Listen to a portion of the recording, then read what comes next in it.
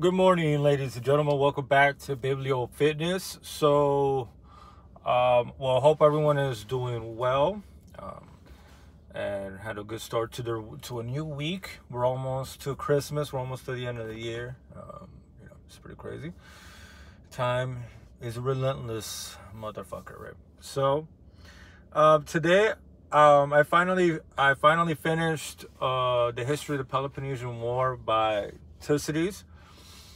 I was gonna start reading A Story of My Own Times by Xenophon today, but I forgot to bring it with me to work, so it's gonna have to be tomorrow, unfortunately. But yes, it's a fantastic book, even though towards the end it does become a convoluted mess in terms of all the cities and the islands and all the revolts and shit like that. Because obviously after the failed Sicilian invasion by Athens, everybody went on them like vultures, you know what I'm saying? Everyone immediately assumed that they were done for. They were not going to have the resources necessary to continue to conduct this war.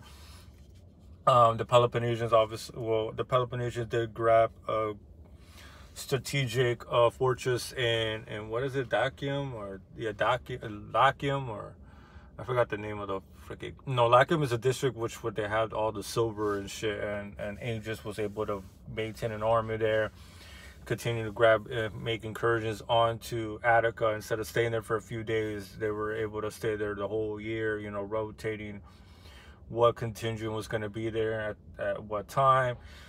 So they were definitely feeling the squeeze, and obviously they just lost a shitstorm of people in Sicily, and they lost generals. They lost 5 generals total, if I remember correctly, during the Sicilian expedition, which is maddening. I think it's 4 or 5. I'm not sure, but yeah.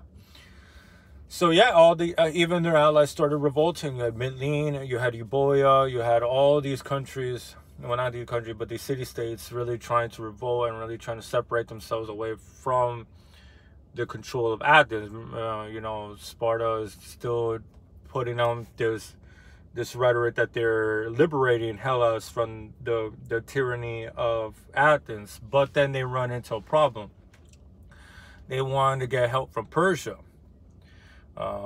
You know, they want to get money so they could build a navy, and they could just go outspend Athens. Athens at this point doesn't really have a whole lot of money left, and that's why they're trying really hard to maintain the allies that they do have, so they could continue paying tribute, because if not, they're really royally fucked. But they're already getting fucked because, you know, you have the Syracusans, you have all these guys, the Corinthians, you have a bunch of ships already.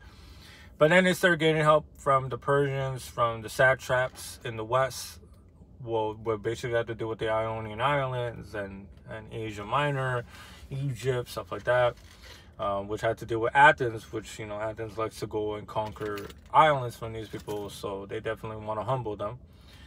And it just becomes a mess because you have, you know, Alcibiades being a straight up traitor.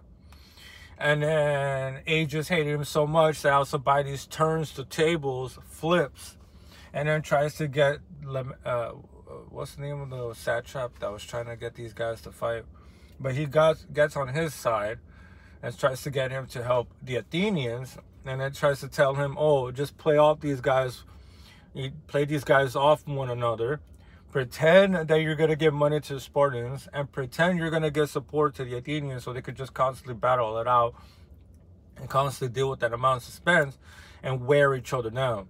Don't give all your support immediately to one side, because then you're going to have to deal with that one without a counterbalance being in place. So he's a really bitch-ass motherfucker. He causes basically the revolt in Athens that brings out the democracy and the tyranny of the 400 or whatever, the 400, which is basically was an oligarchy, and then they go through this whole process of the army being democratic and the government being oligarchical, and they're trying to battle it out one another. One's trying to usurp the other, and it becomes really crazy. Like Thucydides does not finish it, because he does die before the end of the conflict. So that's why I do want to read Xenophon. But holy shit, man! Like, people are so quick to flip, and it's honestly the pattern that's going to be pervasive throughout Greek history. Well, I mean, throughout its era of Greek city-states until the domination of Macedon, and then you have the Aetolian and the Chian, because they basically realized that city-states were no longer a viable option in regards to fighting the onset of these multinational empires and these big boy empires. So, you know, you had Macedon, you had Persia, and then you have Rome, you know, coming in like less than 200 years later and dominating the entire Mediterranean. So, yeah, they're constantly bickering and constantly backstabbing and constantly switching sides.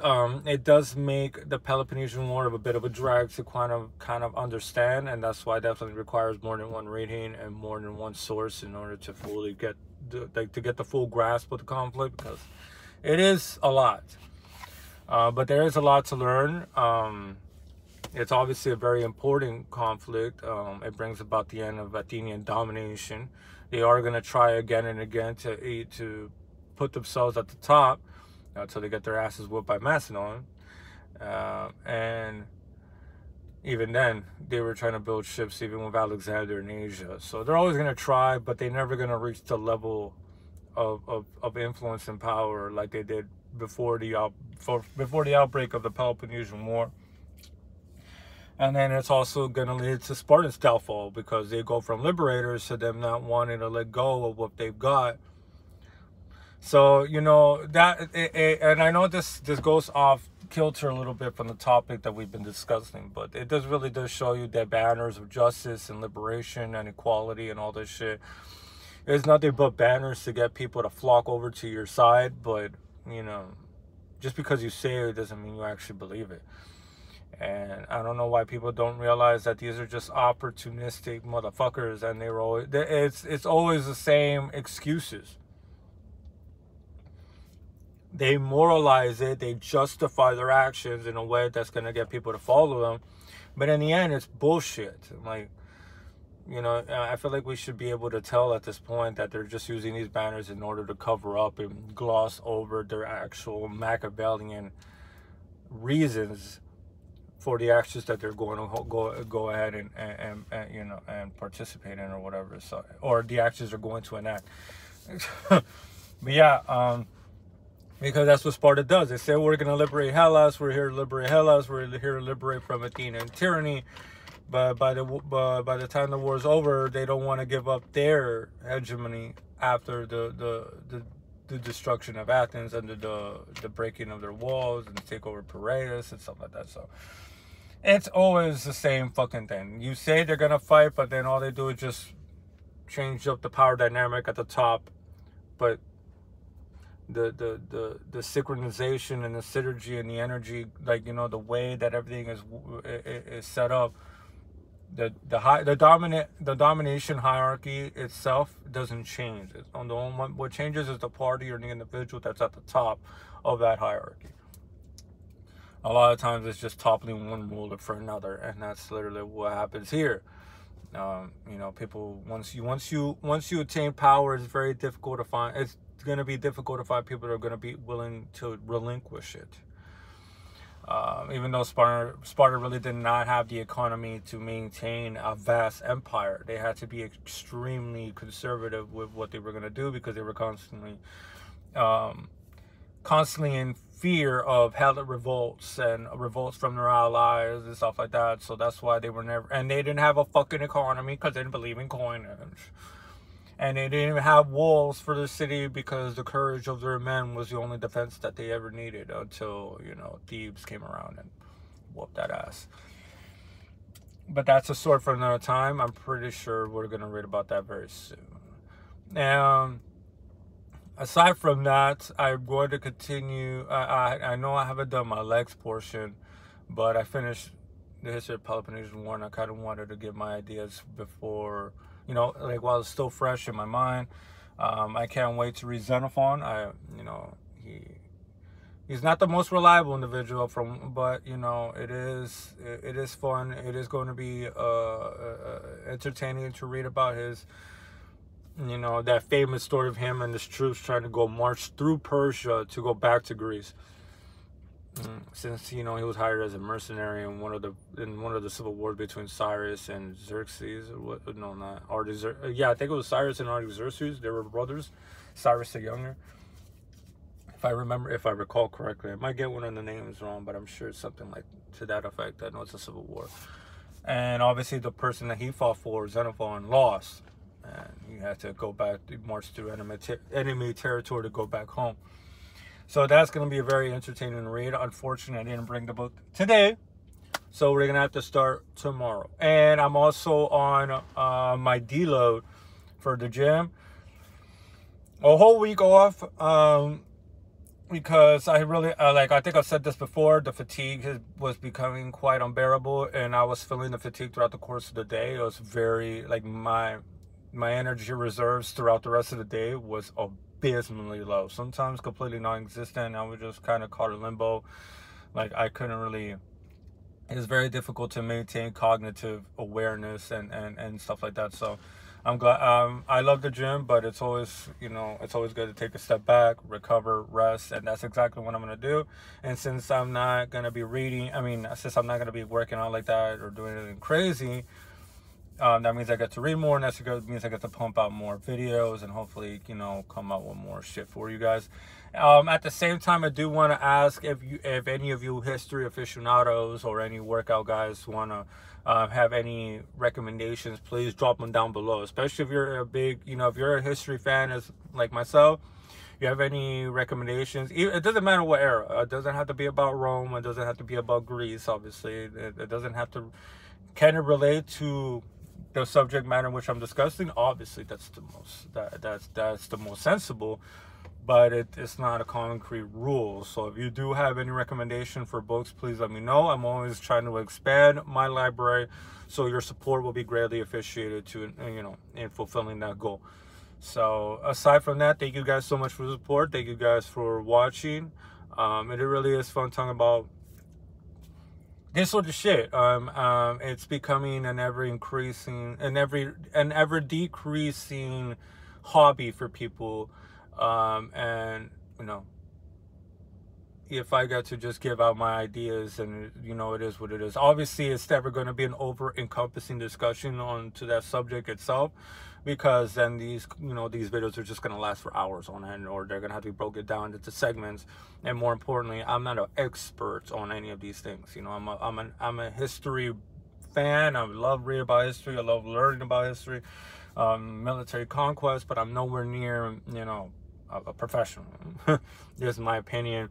I'm not going to school for this. I'm just a self-learned dude that just really loves to read about war and conquest. And it's later down the road, I would like to have people on, you know, do like a Skype, you know, anybody wants to have a historical discussion or even a fitness discussion, talk about workouts, talk about experience, talk about what we've gone through, talk about stuff that, you know, we are using in order to help us along our own fitness journeys, or even reading journeys. And hopefully people get to start reading and realize that, you know, TV shows and anime have nothing on real life history and the crazy shit that goes on.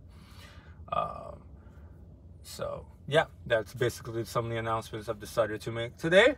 Hope everyone has a great day. Hope everyone makes some gains for me, get an extra rep or two for me, because your boy's gonna have to take a break. I can't wait to get the itch back, and I can't wait to bring down this goddamn fatigue, because it gets crazy towards the end. So before I dug myself a big hole, I put a stop to it. I was still making gains. I was still making 1 rep progressions, but I didn't want to keep going until that was no longer happening, because that probably meant that you took too long to slow down, to cut it short. So can't wait to go back to train. I'm gonna be watching workout videos to get that itch. It's what I usually do to torture myself. Is I watch Machiavelli motivation videos, and I'm just like, I can't wait to do legs again, bro. It's a torture thing, but it helps, you know. Like the first day back, you know, you're like fucking you're like an animal let off a cage, and you're just like, I want to destroy. So that's really me. I can't wait to get that fever back. I love training. The only thing I love more than training is obviously reading about history, but it's good to get the two in. It's weird, man. I know this is weird. It seems like I'm constantly immersed in some sort of violence, but the world in itself is violent, right? So, thank you guys again. Love y'all, and until next time, guys. Peace.